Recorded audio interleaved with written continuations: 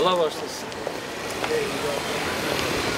Nasılsınız? Teşekkür ederiz. Siz nasılsınız? Allah iyilik versin. Allah daha iyi etsin inşallah. Amin. Cümlemiz inşallah. Durumunuz iyi İşler inşallah. nasıl gidiyor? Çok şükür. Allah razı olsun. Siz de iyisiniz Allah inşallah. sizden razı olsun. Hem telefon hem de şey. Abonelik. Nasıl gidiyor işler?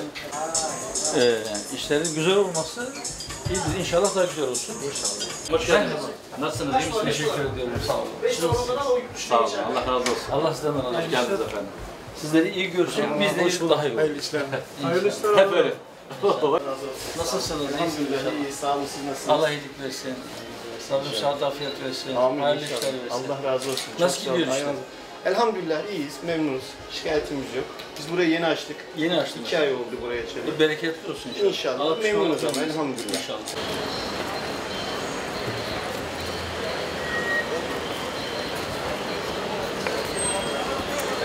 Oradan değil, oradan değil. Fiyatların tırmanışı veya kiralar sizi Siz değilsiniz Allah iyilik maşallah, versin. subhanallah. Merhaba. Yok biz böyle bir ayaküstü soralım dedik. Bunlar yani başka bir şey yok. Ekonomiye. Onun haricinde çünkü